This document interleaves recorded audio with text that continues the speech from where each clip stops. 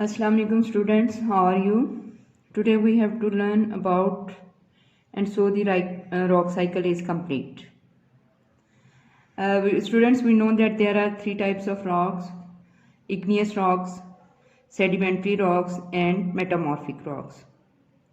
Rocks are being formed all around us, and this may be very hard to believe since the rocks appears to be static, that will never change.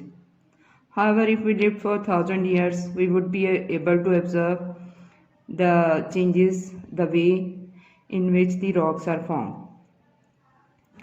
Igneous rocks form the starting point of the rock cycle. Igneous rocks are formed from the hot liquid matter that is known as magma, and it is found under the Earth's crust. A high pressure buildup, and eventually this causes the magma to push up to the surface of the earth. Once on the surface of the earth, the hot liquid matter, that is magma, it is known as lava, and on cooling it produces different types of igneous rocks like granite, basalt, pumice. And then after that, the weathering of the rock started. When these rocks are exposed to the atmosphere on the surface of the earth, they are broken down by water, wind and heat from the sun. There are different types of weathering: physical weathering, chemical weathering and biological weathering. The weathered rocks that may contain large size pebbles to small grains of sand and even tinier grains of mud and clay, they are transported by wind or river.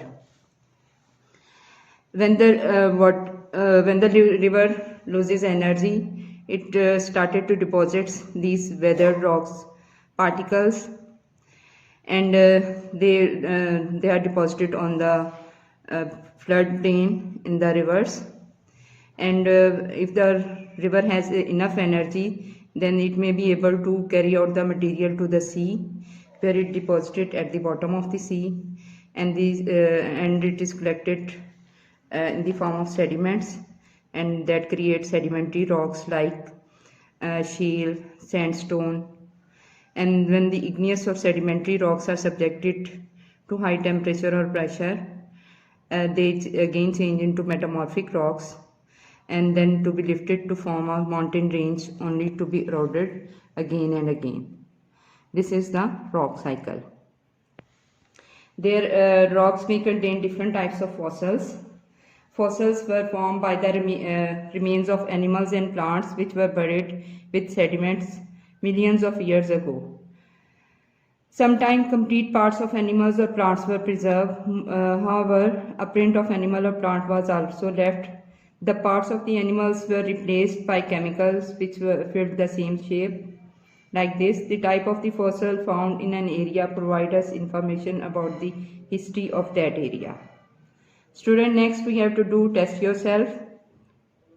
Question number 1. Explain why the rock cycle is called a cycle. Answer is because it goes round and round. Igneous rocks are weathered and eroded.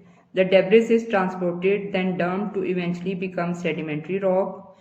This may be buried deep and changed by heat and pressure, and then to be lifted to form a mountain range, only to be eroded again.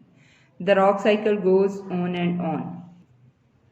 Question number 2. In theory, materials from the mantle could reach the surface and then to be reburied until it become molten again.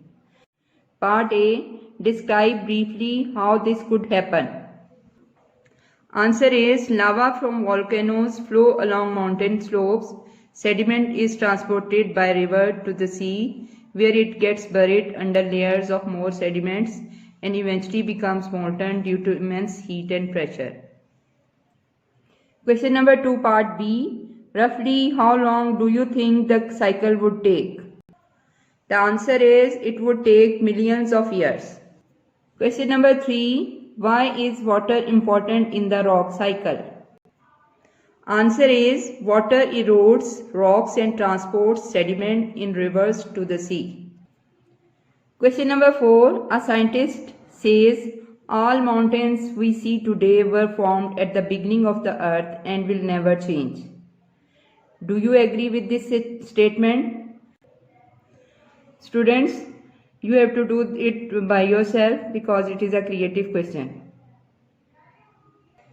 Thank you.